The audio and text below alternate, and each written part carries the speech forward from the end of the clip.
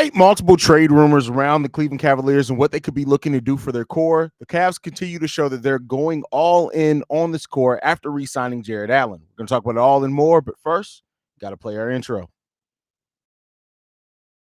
Welcome to the number one place for your daily basketball news and analysis, NBA Central.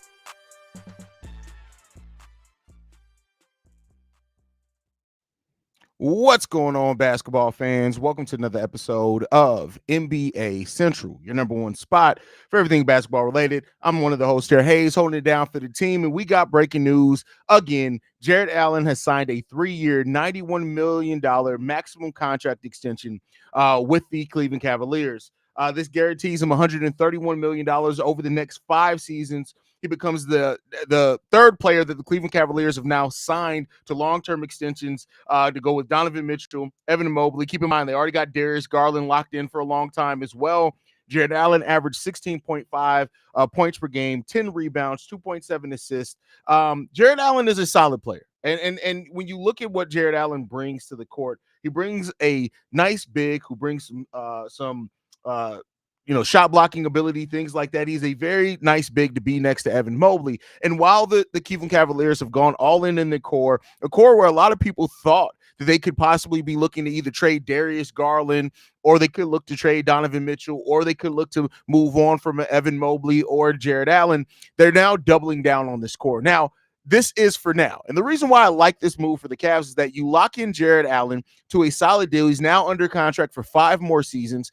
If you do look, and I'm saying if, Cavs fans, don't kill me. I'm saying if the Cavs do decide to look to move on and Jarret Allen is part of that deal, they need to kind of jigger their core or anything, is that you get more back now for Jarret Allen. He's still only 26 years old, but now that you have him locked in on a contract for the next 5 years, that is when you get more back. Teams have to put in more picks, things like that.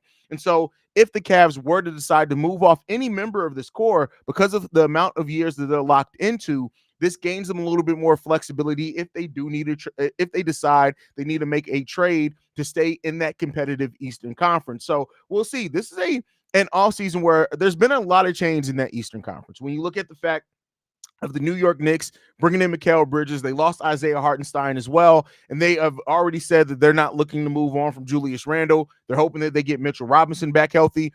The Knicks have made improvements, and I really like that Knicks team, but it's not that they've made improvements to where they're clearly head and shoulders above a team like the Cleveland Cavaliers, especially if the Cavs get some more kind of development from their team, and another year of continuity helps them kind of move on to the next phase of that team. Of course, we know what the Philadelphia 76ers have done in that Eastern Conference to improve that team around Joel Embiid, really adding a lot of depth to that team, adding Paul George, who was the number one free agent by many people on the market. But the Cavs they're locked into this core. And they're locked in the sense that they have everybody locked into contracts, but they still do have flexibility. And we've seen it in the NBA in over the last few years. You lock a player into more years. If you do decide to move them, they get their money. It benefits the player, and it could also benefit you as the team as long as there's no major setback from in your ability to get more back for a player like that. So I like this move for the Cavs. I like what the Cavs have done here to try to stay competitive in the East. They got some things that they need to work on for sure, but overall, the Cleveland Cavaliers are really trying to make sure that they stay in their place in that Eastern Conference while still adding some flexibility. And so we'll see what comes from the Cavs. I see we got a Cav fan in here. But yeah, overall, I think that Cavs fans are probably going to be happy with this move, right? This is a move where you lock in a player that has been really solid for you. You're hoping that Evan Mobley is going to be able to, take his game another step up. He's probably the player that you're looking for. If Evan Mobley takes another step, it really does change that Cavaliers team a whole hell of a lot. But overall, your core is pretty much locked in. And if they do decide to evaluate that core, you got Darius Garland, who's locked in under contract into the 2027-28 season, which is really good. You got Donovan Mitchell as well, who you got some flexibility there with Donovan Mitchell, but he's also locked in to 2027-28 when he has a player option in that year to decide what he's going to do with. That's a solid deal for you as well. You got now Jarret Allen locked in for a long term on his contract, and then Evan Mobley as well is locked into the 2029-30 season. So you got those 4 players all locked into long-term deals. But they're not immovable deals, right? You don't have the crazy type of contracts to where if you do need to move on from these guys, it's extremely impossible. Jarret Allen at the end of his contract is going to be making about $32 million. So still a lot, that's still in the modern NBA, a pretty flexible contract. And that's why you got a lot like what the Cleveland Cavaliers have done here and how they've structured it, right? They've maintained now some flexibility to where they're not going to lose any of these guys for nothing, right? And at least not in the soon future, right? And then you've gained some flexibility if you do need to move them. Teams are going to have them locked into contracts for years, so that's how you get a couple of more picks. They got solid role players and like Max Strus there as well. I like some of what they've done. So the Cavs and where they sit in the Eastern Conference is going to be fun to watch and just interesting to watch overall how this Eastern Conference shakes out. We know that the Eastern Conference is definitely looked at and definitely has been the lesser conference when compared to the Western Conference, but this is still going to be an East that is extremely, extremely competitive when you look at it.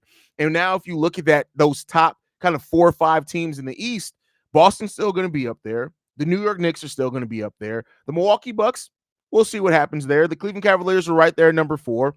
But then you got teams like the Philadelphia 76ers, the Orlando Magic, the Indiana Pacers, even the Miami Heat, who always seem to fluctuate, right? They're all going to be competing for those next 4 spots under those 4 teams. But I really don't expect the top 4 teams in the East to change too much unless Philadelphia 76ers really kind of take off and the roster construction is amazing. So we'll see what happens there. But overall, Jarret Allen, 3-year deal, $91 million extension to stay with the Cleveland Cavaliers. And make sure you guys stay tuned in right here at NBA Central because as news drops, we drop, and we'll be bringing those full-length episodes to you as well with the whole team. You can follow us at NBA Central Show.